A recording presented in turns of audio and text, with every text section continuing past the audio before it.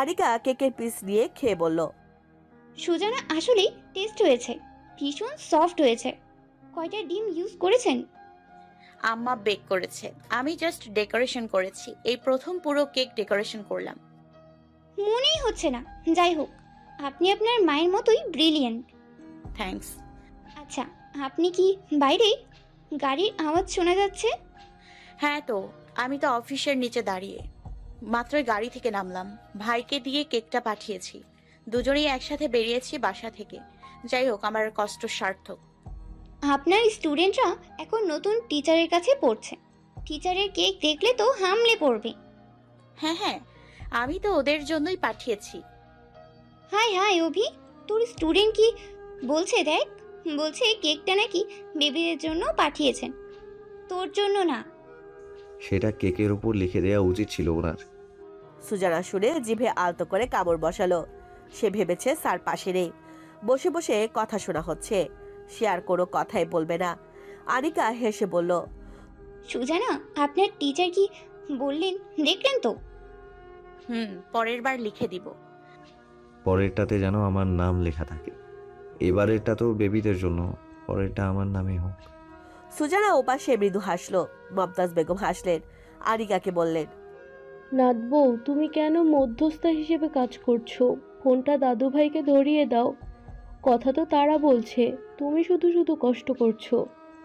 আনিকা হেসে অভিকের দিকে চাইলো। অভিককে দেখে মনে হলো না সে কথাটাতে অত গায়ে মেখেছে। কেক খাওয়ায় মনোযোগ রেখে ফোনের দিকে হাত বাড়িয়ে দিল।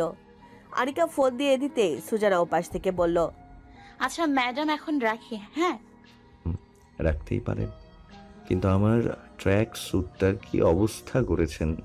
ওটা কুঁচকে গিয়েছে কেন? এই তোর জরুরি কথা? অভিক কেকটা ঠেলে দিয়ে বলল। মার জেম্মাকে দেখাও। ওকে। আনিকা কেকটা নিয়ে চলে গেল। সুজানা ওপাশে চুপচাপ। অভিক বলল, এখন ভয় পেয়ে কথা বলা বন্ধ করে দিয়েছে। একদম না। কেন ভয় পাবো? আপনিই তো বলেছিলেন আমাকে করতে কাজটা। আমি কি অত পারি নাকি? আম্মা করলে কুচকাতো না। আপনার অজুহাত আমার চাই না। আপনি অজুহাতের রানী। ওটা আমি ওয়ার্কআউটের সময় পরি। আমি কুচকে যাওয়া ড্রেস পরি না। ট্র্যাক স্যুটটা ঠিক করে দেবেন, ব্যাস। ওটা আপনি অবধি পৌঁছানোর দায়িত্ব আমার। সুজানা কিছু বলার আগে ফোনটা টুটটুট শব্দ করে কেটে গেল। অভিক বাকি কেকটুকু মুখে পড়ে ফোনটা টি টেবিলে রেখে চলে যেতে উদ্যত হবে। তখনই বৃদ্ধা জানতে চাইলেন, অজুহাতের রাজার খোঁজে আমি। আই থিঙ্ক সেটার খবর তোমাদের কাছে ভালোই আছে। আজকাল তো সেসবের বেশ চর্চা হয় এই বাড়িতে, সকাল সন্ধ্যা। যাই হোক, কাজ আছে আমার। হাত ঝেড়ে উঠে গেল অভিক। যেতে যেতে শুনল, ভাই মনে হচ্ছে রেগে কথা বলছে। রাগ আমার ধাতে নেই। Drop this matter please. নাতির কথা শুনে মৃদু হাসলেন বৃদ্ধা। সুজানা অফিসের ডেস্কে গিয়ে বসতেই সেদিনের ছেলেটা কথা বলতে গেল। হ্যালো সুজনা, কেমন আছেন? কাগজপত্র সব এনেছেন? আলহামদুলিল্লাহ ভালো আছি। হ্যাঁ এনেছি। ম্যামের কাছে যেতে হবে? নো, ম্যাম আসবেন। অ্যান্ড গুড নিউজ, একটা কোম্পানির সাথে আমাদের বেশ ভালোই ডিল হয়েছে। আপনাকে মেবি ওখানকার ব্র্যান্ড ডিজাইনের দায়িত্বটা দেওয়া হবে। আচ্ছা, এটা তো এজেন্সির মতো ডেভেলপার আছে। না, আপাতত মার্কেটার এবং ডিজাইনাররা কাজ করছে। আচ্ছা, বুঝতে পেরেছি। ওদের কথাবার্তার মাঝখানেই নীলা মজুমদার এলো। সবাই গুড ইভিনিং জানাতে উনি সবার সাথে হেসে খেলে কথা বলে সুজানার দিকে এগিয়ে গেল।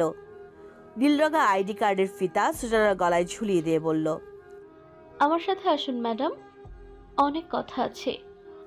সুজানা মৃদু হাসলো। ম্যামকে তার ভারী পছন্দ হয়েছে। সুন্দর মহিলাটির মনটাও নিশ্চয়ই সুন্দর, নইলে এমপ্লয়ীদের ম্যাডাম বলে সম্বোধন করাটা যে সে পারে না। নীলা যাওয়ার কিছু পরে সুজানা ওনার অফিসের কামরায় গেল। নীলা খুশি হলো, বলল, বসুন সুজানা, সাহিফ ওয়াহিদ সম্পর্কে কতটুকু জানেন? ততটুকুই জানি যতটুকু জানলে আর জানা লাগবে না। গুড, ও আমার বন্ধু হয়, আপনি জানেন? বন্ধু? হুম, আমরা কলেজে একসাথে পড়েছি। ও খুব ট্যালেন্টেড পারসন। আপনি দেখুন, ও বিসিএস দিচ্ছে আর আমি বিজনেস সামলাচ্ছি। একটা প্রশ্ন করব, যদি কিছু মনে না করেন। হুম। আপনি ম্যারিড? নো নো, একজনের পেছনে নিজের জীবনের মূল্যবান সময়গুলো নষ্ট করার পর আর কারোর সাথে জড়াতে ইচ্ছা হয়নি। নিজেকে ব্যস্ত করে নিয়েছি। তুমি সাইফের কাছের বোন, তাই বলে ফেলেছি। দেখো আবার, হাউএভার, আমরা কাজের কথা শুরু করতে পারি। সরি ম্যাম, আপনাকে কষ্ট দেওয়াটা উদ্দেশ্য ছিল না। ইটস ওকে সুজানা, সাবধান, ভুল মানুষের পেছনে সময় ব্যয় করো না। ওহ সরি, তুমি বলা শুরু করে দিয়েছি। শুনতে ভালো লাগছে, তুমি বলতে পারেন। আপনার ছোট বোনের মতোই তো। ওকে ডান, তুমি করেই বলি। যে কথাটা বলতে চাচ্ছিলাম সেটা হচ্ছে রিসেন্টলি আমরা যে ব্র্যান্ড ডিজাইনটা নিয়ে কাজ করব সেটা হচ্ছে বাবার এক বন্ধুর কোম্পানির জন্য। কোম্পানিটা রিসেন্টলি লঞ্চ করেছে, সো তাদের কাজগুলো আপনাকে করতে হবে। আপনি ভাবছেন আমি পারবো?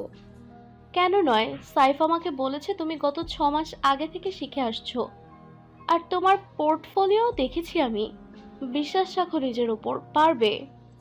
আমি আমার সর্বোচ্চ দিয়ে চেষ্টা করব ma'am. All the best Suzanna. এখন ডেস্কে যাও, আজ তেমন কাজ নেই। মেইন কাজ কাল থেকে। আমি তোমাকে ওনাদের ওয়েবসাইটটা দিচ্ছি, ওটা থেকে অনেক ধারণা নিতে পারবে তুমি। আজ শুধু ওই ওয়েবসাইটটা ভিজিট করো এবং ক্রিয়েটিভ ডিজাইন আইডিয়া নিয়ে রিসার্চ করো। Okay ma'am. সুজানা ডেস্কে গিয়ে বসলো।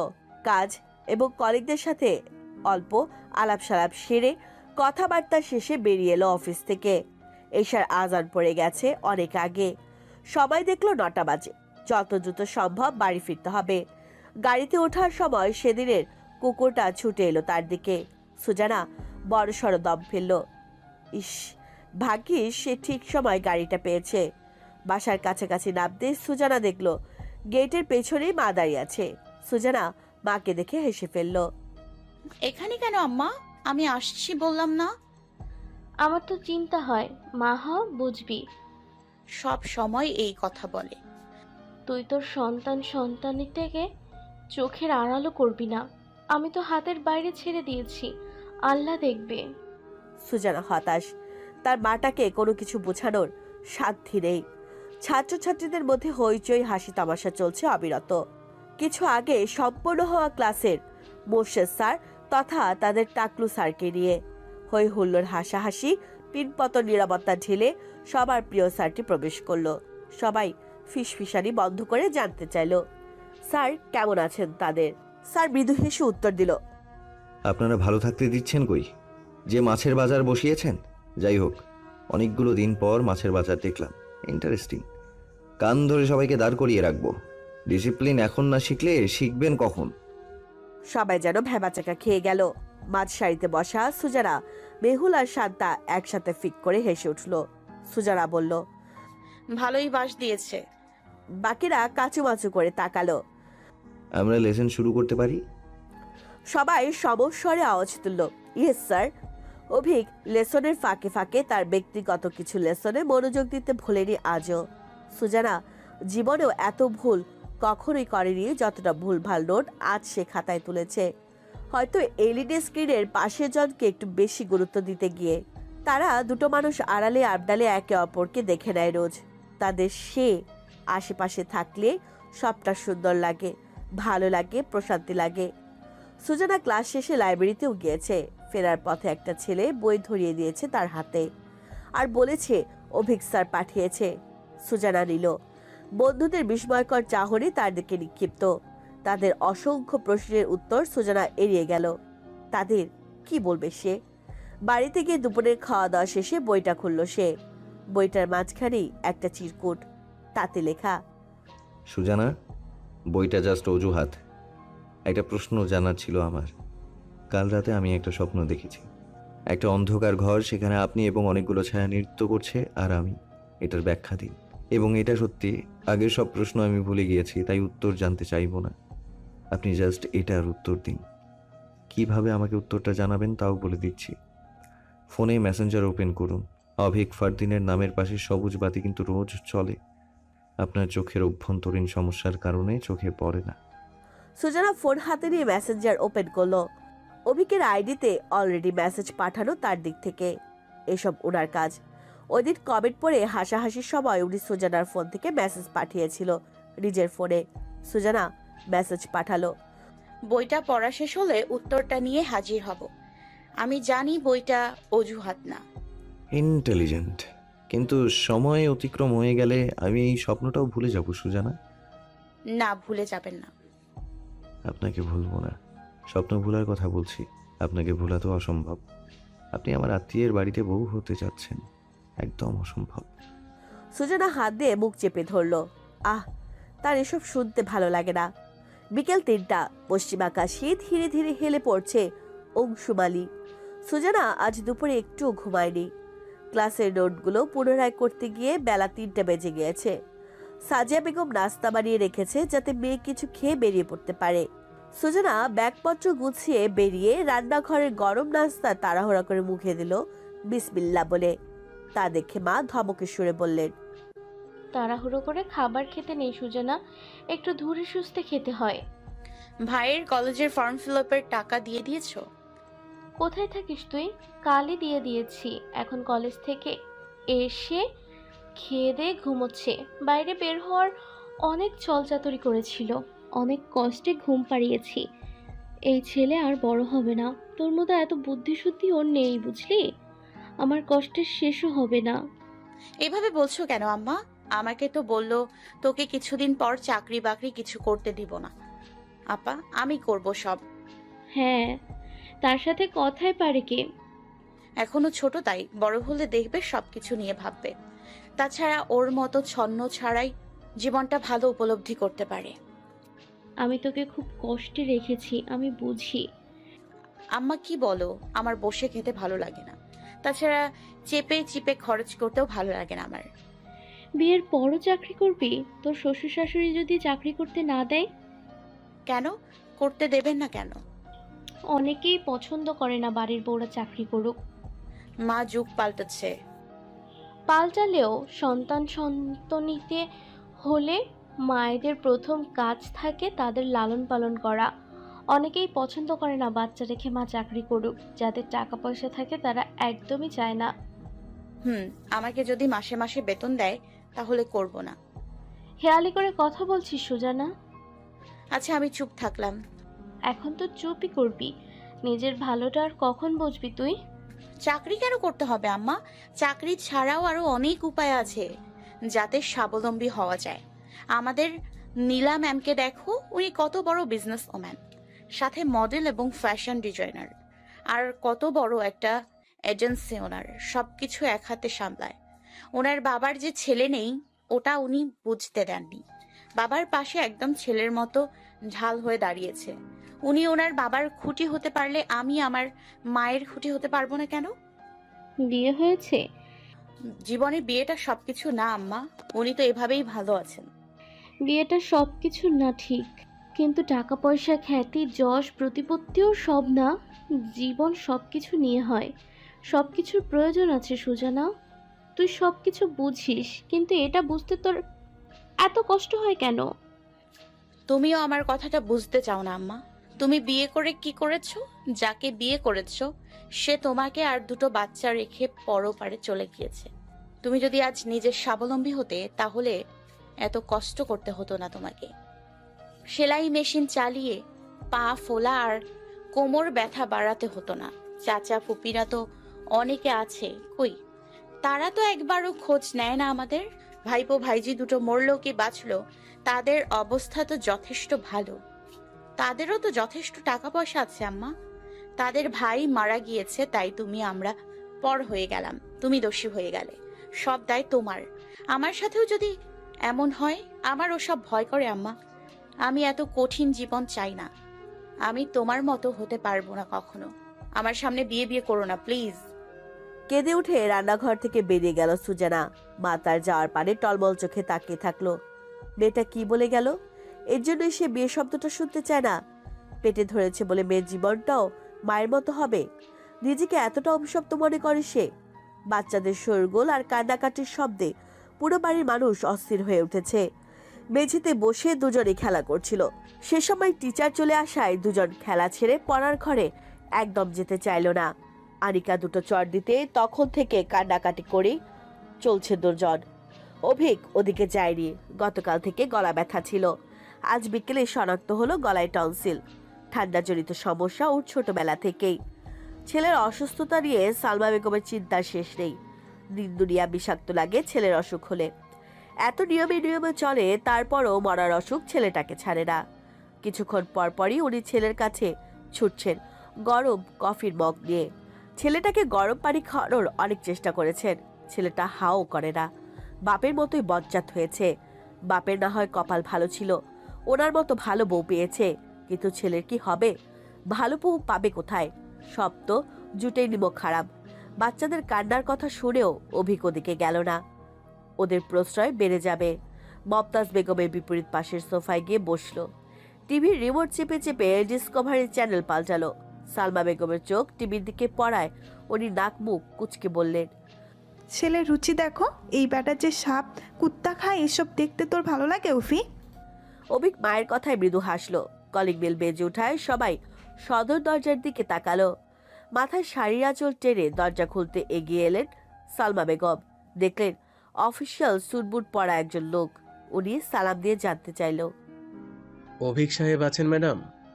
হ্যাঁ, কিন্তু অফিকে কি দরকার? ও অসুস্থ, কোনো কাজ টাজ পারবে না, বুঝলেন?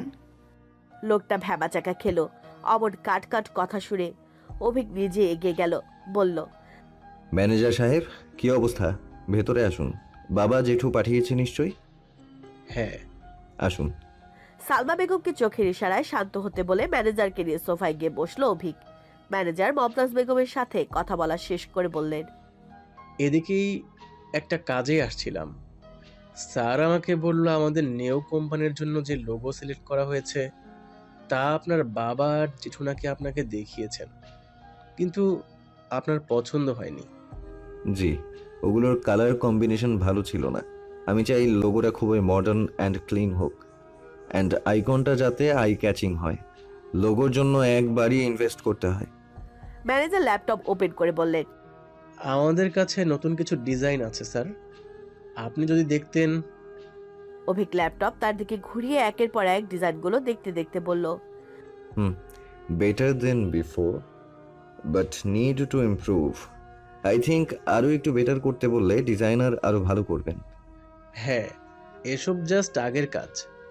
আমরা তাহলে এই ডিজাইনের সাথে কথা বলি। বড় স্যার বললেন যে রিকোয়ারমেন্টগুলো যাতে আপনিই বলে দেন, ওনাদের আইডিয়া নেই। তাই আপনি যেহেতু ওয়েবসাইট নিয়ে বোঝেন, তাই আপনাকে। আমি বুঝেছি, ওনাদের ফোন দিন, আমি বুঝিয়ে বলবো। Okay sir. সালমা বেগম চায়ের ট্রে এনে রাখলেন, বললেন, ওর গলায় ব্যথা, ওটা আপনাকে বলেনি ওর বাপ? বাপ হয়ে ছেলের কষ্ট বোঝে না, আচক মানুষ। চা খেয়ে নিন ম্যানেজার। বলেই চলে গেলেন উনি। অভিক বলল, মায়ের কথায় কিছু মনে করবেন না, মায়েরা এমনই হয়। ম্যানেজার সাহেব কানে ফোন ধরে বললেন, না না, আমাকে আপনার বাবা বলেই দিয়েছেন আসার সময় যে এখানে এলেই ম্যাডামের বকুনি খেতে হবে। মাকে বাবার চাইতে বেশি কে চেনে? পাশ থেকে মমতাজ বেগম বললেন, তোমার বাবাই তোমার মায়ের দিওয়ানা ছিল দাদু ভাই, সে এক বিশাল প্রেম কাহিনী। অভিক আর ম্যানেজার সাহেব হেসে উঠল। মমতাজ বেগম ফিস ফিস করে বলে উঠলেন, থামো থামো, কানে গেলে বলবে বুড়ো বয়সে শয়তানে ধরেছে। বাবা best as a son, father and husband. তুমিও তেমন হও দাদু ভাই। অভিকের ভাবনায় একজনের মুখশ্রী ভেসে উঠল তক্ষুনি। অবশ্য উঠবে না কেন, সে তো দিনের ৮৬,৪০০ সেকেন্ড সময় জুড়ে থাকে। ম্যানেজার সাহেব ওপাশ থেকে নারী কণ্ঠের আওয়াজ শুনতে পেল, আসসালামু আলাইকুম, নীলা মজুমদার, কে বলছেন? সরি ম্যাডাম, সরাসরি আপনাকে ফোন করেছি বলে। আপনাদের ডিজাইনগুলো বেশ পছন্দ হয়েছে আমাদের, তবে আমাদের আরও কিছু রিকোয়ারমেন্ট আছে। যদি আপনাদের ডিজাইনারের সাথে কথা বলা যেত। হোল্ড অন প্লিজ, ফোনটা ওনার কাছে পাঠানো হচ্ছে। ঠিক আছে। সুজানার কাছে ফোনটা নিয়ে গেল নীলা, বলল, আমাদের ক্লায়েন্ট ওনার সাথে কথা বলুন, ডিজাইন নিয়ে কিছু কথা বলতে চান। সুজানা ইতস্তত বোধ করলো। নীলা বলল, সুজানা, বি কনফিডেন্ট। সুজানা ফোনটা হাতে নিল, কানে দিয়ে বলল, আসসালামু আলাইকুম, সুজানা আফ্রিদা ফ্রম অ্যানাটমি। ওপাশের জন্য হালকা কেশে উঠল। সবার কাছে কিছুটা দূরে গিয়ে বলে উঠল, মিটিংটা সামনাসামনি হোক। সুজানা শুকনো ঢোক গিলে বলল, কে? আপনার ক্লায়েন্ট, 16 শহর 2 নম্বর গেট, নবকুটিরে চলে আসুন কাল। সুজানা স্তব্ধ হয়ে বসে রইল। নাকি আমাদের অফিসে? কোথায় আসতে চান? বাড়িতে। Good, bye for now. কি বললেন উনি? সুজানা ফোনটা বাড়িয়ে দিয়ে বললেন, মিটিং। Google Meet? না। Face to face? Okay, no problem. আমাদের লং টার্ম কাজ করতে হবে ওনাদের সাথে। ফেস টু ফেস করলে আপনি ওনাদের কোম্পানি সম্পর্কে আরও বেশি জানতে পারবেন। রাজন যাবে আপনার সাথে ওদের অফিস। উনি অ্যাড্রেস দিয়েছেন। কোথায়? ওনাদের বাড়িতে। ওনাদের বাড়ি আপনি চিনবেন কি করে? আচ্ছা, রাজনকে বলে দেখি। দরকার পড়বে না তার। আমি ওই বাড়িতে টিউশনি করেছি। ওয়াও, তাহলে তো খুব ভালো। All the best Suzanna. Suzanna মাথা নাড়ালো। কিছুক্ষণ নীরবতা পালন করে কাজে পুনরায় মনোযোগ দিল। পরিস্থিতি বারবার তাকে তার মুখোমুখি দাঁড় করায়। ডিউটি শেষে সুজানা বেরিয়ে পড়বে, তখনই নীলা ফোন নিয়ে আবারও ছুটে এলো, বলল, সুজানা, ক্লায়েন্ট আবারও কথা বলতে চাচ্ছেন। সুজানা ফোনটা নিয়ে নিল। হ্যালো বলতে ওপাশ থেকে অভিক বলল, আপনার বিকাশটা চেক করবেন। ওই দিনের কেকের পেমেন্ট করে দিয়েছি, অ্যান্ড আরও একটা কেকের অর্ডার। ওই কেকের ওপরে আভি লেখা থাকবে, ঠিক আছে? জি। কি নাম আপনার? আমার নাম কি? আভি। সুজানা ফোন রেখে দিয়ে চোখ বন্ধ করে জিভের আগায় কামড় বসালো। ওপাশে জন হাসলো।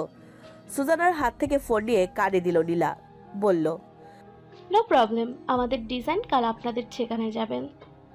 কথাটা ওপাশে অভিকের কাছে পৌঁছানোর আগে সালমা বেগম ছো মেরে ফোনটা নিয়ে নিলেন। অনেকক্ষণ ছেলের ঘরের বাইরে দাঁড়িয়ে রয়েছেন তিনি।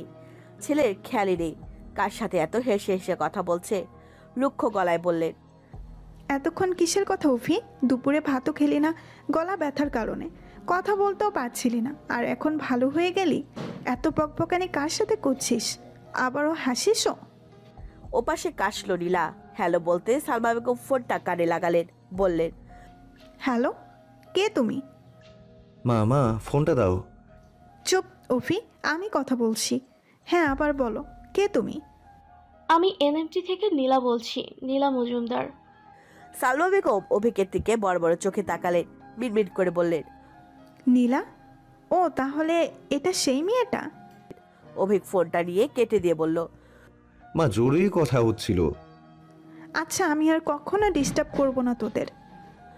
মুচকি হাসতে হাসতে চলে গেলেন উনি। অভিক মায়ের যাওয়ার দিকে ভ্রু কুচকে তাকালো। তার মা আর সুজানা, এই দুই মহিলা আজব, দুজনেই তাকে জ্বালিয়ে মারে। কেকের ওপর নাম লেখা শেষ হতে সুজানা হাফ ছাড়লো। কেকটা ঘুরিয়ে ফিরে কয়েকবার দেখে ফোনে কয়েকটা ছবি নিল। মাকে ডাকতে মা এসে হাজির, বললেন, শেষ হয়েছে? হ্যাঁ আম্মা, সুন্দর হয়েছে। হুম। কালকের জন্য আমার উপর রেগে আছে আম্মা। আমার মাঝে মাঝে কি যে হয়, মাথাটা একদম ঠিক থাকে না আম্মা। সন্তানের ওপর মা কখনো রাগ করে থাকতে পারে না, তবে সাবধান, বাড়ির কারোর সাথে যেন এমন না হয়। মুখের কথা কখনো ফিরিয়ে নেওয়া যায় না। মনে থাকবে আম্মা, আর কখনো এমন হবে না। বক্স করে নে, আর কাপড়গুলো নিয়ে যাস মনে করে। আয়রন করে ব্যাগ ভরে দিয়েছি। আচ্ছা। উনি যেতে গিয়ে আবারও ফিরে তাকালেন কেকের দিকে। নামটার দিকে ভ্রু কুচকে তাকাতে সুজানা হেসে বলল, এটা স্যার লিখে দিতে বলেছেন। নাম অভি? ওনাকে বাড়িতে সবাই এই নামেই ডাকে। ক্লাবে দেখেছি। তোর কথা জিজ্ঞেস করছিল সাইমকে। এমনি ডেকেছিল। সুজানাকে দেখে বাচ্চাদের হই হই রব পড়ে গেল পুরো বাড়িতে। বাচ্চা দুটোর আনন্দে শেষ নেই তাকে দেখে। সুজানা এক কাঁধে ব্যাগ ঝোলানো, এক হাতে কেকের বাক্স, অপর হাতে কাপড়ের ব্যাগ। সুজানাকে দেখে আনিকা ছুটে এলো। এই মা, সুজানা যে হঠাৎ কি মনে করে? আমার তো বিশ্বাস হচ্ছে না। ওর হাত থেকে ব্যাগটা নিতেই সুজানা কেকের বাক্সটা বাড়িয়ে দিয়ে বলল, এখানে ভ্যানিলা কেক আছে, স্যার অর্ডার দিয়েছেন। অনা আবিদকে দেখে সুজানা তাদের সাথে মিষ্টি হাসলো। তারা দুজনেই সুজানার হাঁটু জড়িয়ে ধরে আছে। সুজানা ঝুঁকে নিচু হয়ে তাদের আদর করলো। অনাকে কোলে নিয়ে গালে আদর দিয়ে বলল, সুজানের জন্য মন পুড়েছে। সুজান আবার বিয়ে পড়াবে?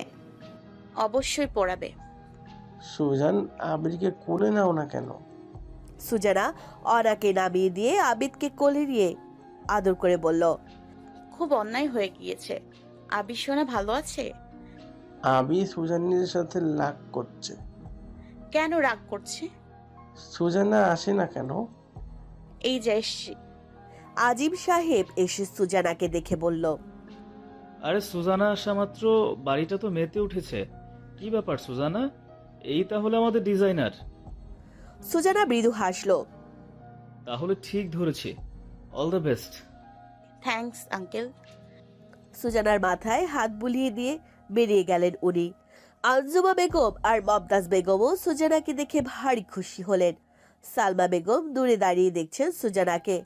আচ্ছা, অভি এই মেয়ের কথা বলেছিল তাহলে?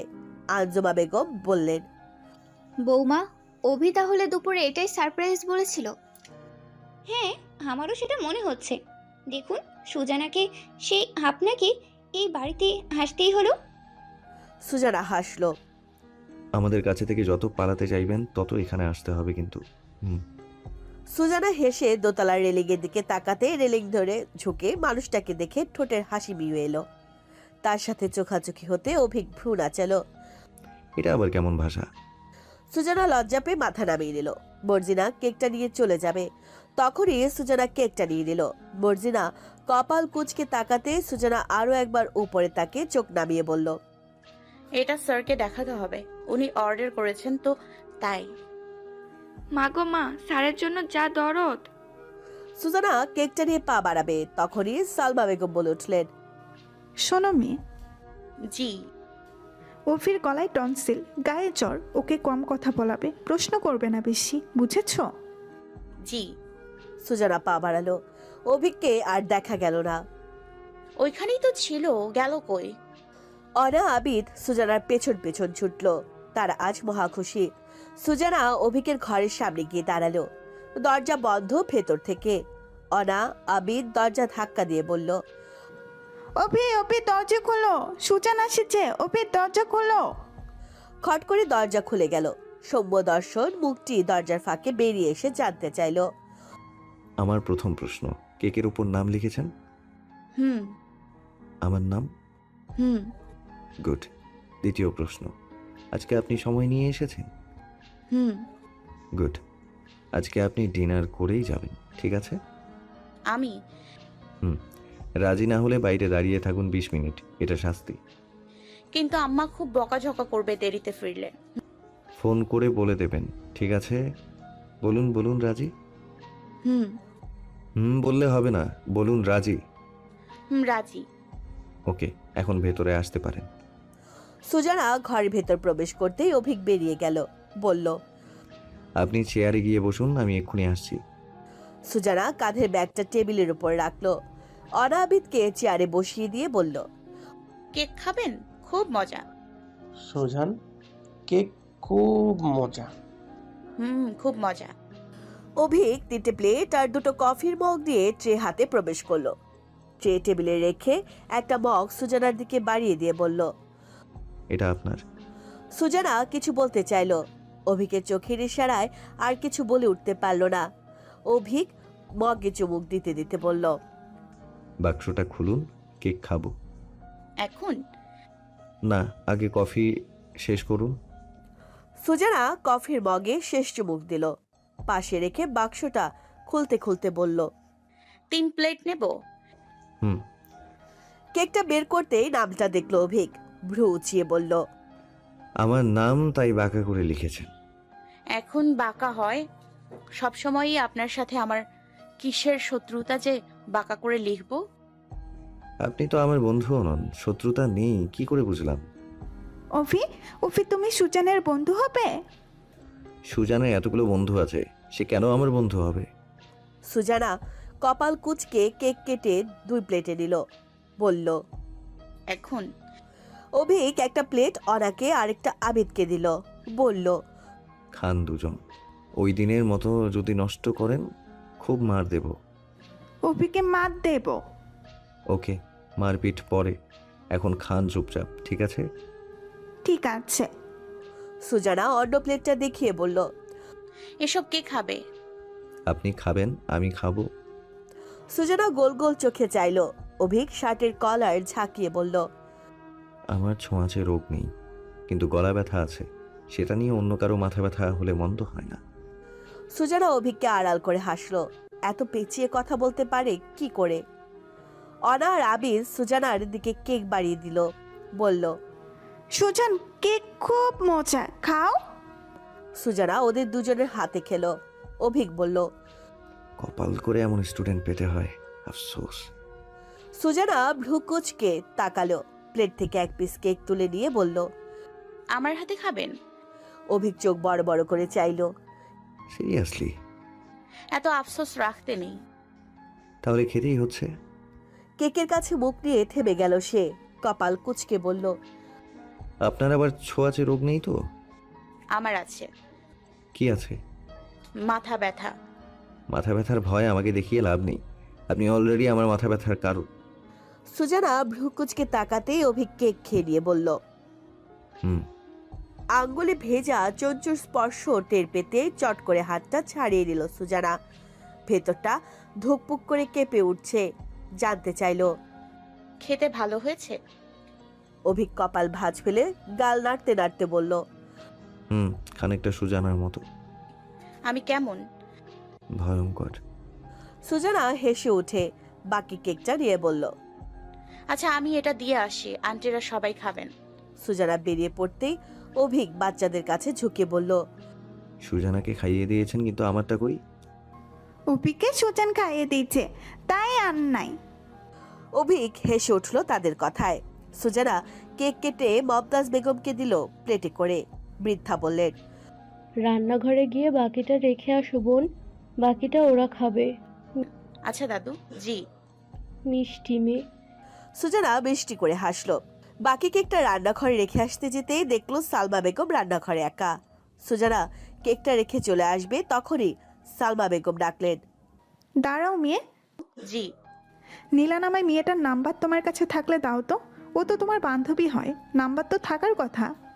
না, উনি আমার ম্যাডাম। সে যেই হোক, নাম্বার আছে? জি।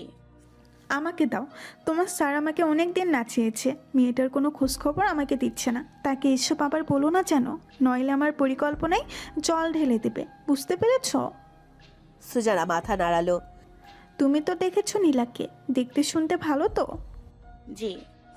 জি জি করা ছাড়া আর কিছু শেখোনি নাকি? আমার সামনে এসেই সাধু হয়ে যাও। তোমার হুবু জামাইয়ের সাথে কথা বলো না কেন? তুমি সত্য দিয়েছো, তাও তারা মেনেছে, তারপরেও তোমার এত জেদ কিসের? হ্যাঁ, সুজানা মাথা নামিয়ে দাঁড়িয়ে রইল। শোনো, যতটুকু পেয়েছো ততটুকু নিয়েই খুশি থাকো। তোমার কপাল ভালো, এত ভালো পরিবার তোমার জন্য সম্বন্ধ নিয়ে গিয়েছে। এখন যাও। আর শোনো, ব্লাউজ সেলাইয়ের টাকা উফিকে বলবো দিয়ে দেওয়ার জন্য, ও তোমার বিকাশে পাঠিয়ে দেবে, ঠিক আছে? সুজানা মাথা নাড়ালো। আর শোনো, আমাকে নাম্বার দিয়েছো এই কথা উফি নয়, কেউ যেন জানতে না পারে। ফোন নাম্বার কেন নিয়েছেন? ওর বাবার সাথে কথা বলবো তাই। তুমি ওকে অফির সাথে কখনো কথা বলতে দেখেছো? সুজানা দুপাশে মাথা নাড়ালো। মিথ্যা বলছো কেন? আমি তো কাল দেখেছি অফিকে কথা বলতে। আমি বোধহয় জানি না। হ্যাঁ, জানো না, এখন যাও। অভিক রান্নাঘরে উকি দিয়ে বলল, এতক্ষণ লাগে আসতে? কাজের সময় পেরিয়ে যাচ্ছে, তাড়াতাড়ি আসুন।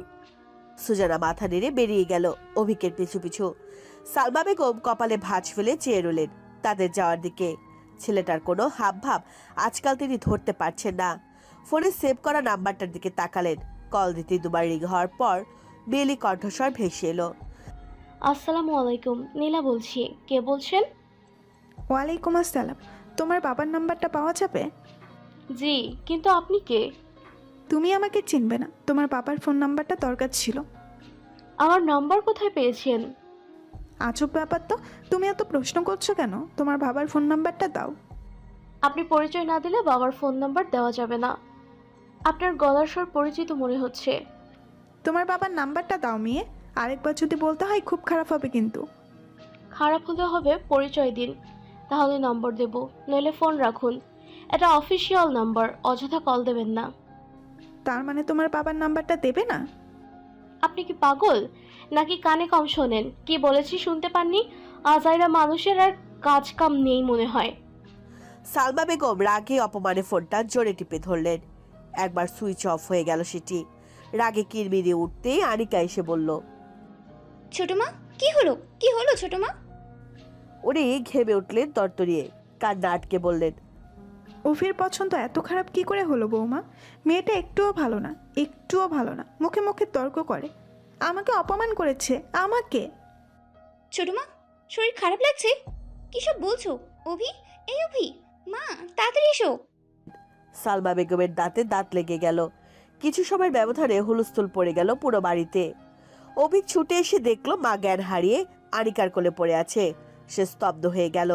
সুজানাও বিস্ময়ের চরম পর্যায়ে। আন্টি এখন তার সাথে কথা বলল না, হঠাৎ কি হলো?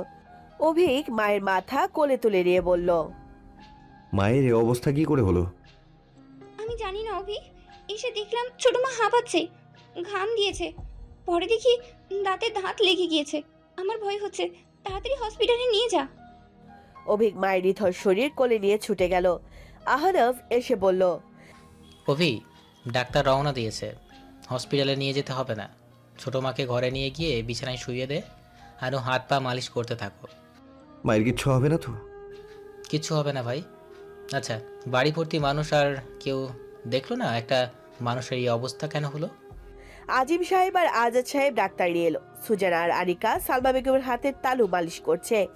ডাক্তার বলল, উনি কি অসুস্থ ছিলেন? না, পুরো সুস্থ সবল মানুষ। আন্টি কয়েক মিনিট আগেই আমার সাথে কথা বলেছে, তখনও ঠিক ছিল। উনি রাগে নিজের কন্ট্রোল হারিয়ে ফেলেছেন। তাছাড়া প্রেশার লো ছিল, তেমন চিন্তার কিছু নেই। তবে এভাবে হাইপার হওয়াটা ওনার শরীরের পক্ষে খুব ক্ষতিকর। অভিক হাঁটু ভেঙে মায়ের মাথার কাছে বসে কপালে চুমু খেয়ে বলল, মা, মা উঠে যাও। এই মেয়ের রাগ কমার নয়, কভু নয়, বউ করে এনেছি পর্যন্ত কোনো উলটপালট কিছু শুনলেই তার এই অবস্থা। ছোট খোকা, তোর বউকে মাথাটা ঠান্ডা করতে বলবি এবার। ঘরে ছেলের বউ আসলে অনেক কিছু তার অপছন্দের হবে, তখন কি হবে? মা, এখন ওসব বলো না তো। সালমার জ্ঞান ফিরুক, জানা যাবে কি হয়েছে। সুজানা হাত মালিশ করার এক পর্যায়ে সাজিয়া বেগমের ফোন এলো। সুজানা ফোন তুলে ঘরের বাইরে গিয়ে বলল, আমার ছোট আন্টি অজ্ঞান হয়ে গেছে, খুব খারাপ অবস্থা এই বাড়িতে। আমি এখন এইভাবে চলে যেতে পারি না। আমি আসবো, চিন্তা করো না। কি হলো ওনার? জানি না, তোমাকে পরে ফোন দিচ্ছি। আচ্ছা, জানাস। ডাক্তার ইঞ্জেকশন পুশ করে দু চোখের মাঝখানে সন্তপর্ণে চেপে ধরায় কিছু পরেই সালমা বেগমের জ্ঞান ফিরে এলো। চোখের কিনারায় জল গড়িয়ে পড়ল, কান বেয়ে। অভিক দ্রুত মুছে দিয়ে বলল, মা, মা আমি তোমার অভি, দেখো। সালমা বেগম ধীরে ধীরে চোখ মেলে তাকালেন। শিয়রে ছেলের মুখখানা দেখলেন। অপর পাশে ওনার হাতের তালু মালিশে মত্ত মেয়েটাকে দেখলেন। কিছু পূর্বের ঘটনা মনে পড়তে বুক ফেটে কান্না পেল। এভাবে অপমান করে কেউ কখনো কথা বলেনি ওনার সাথে। জ্ঞান ফেরায় সবাই শান্ত হলো। আনিকা অভিকের হাত ধরে বাইরে টেনে আনলো, বলল, ছোট মা ওই সময় বলছিল তোর পছন্দ নাকি খারাপ।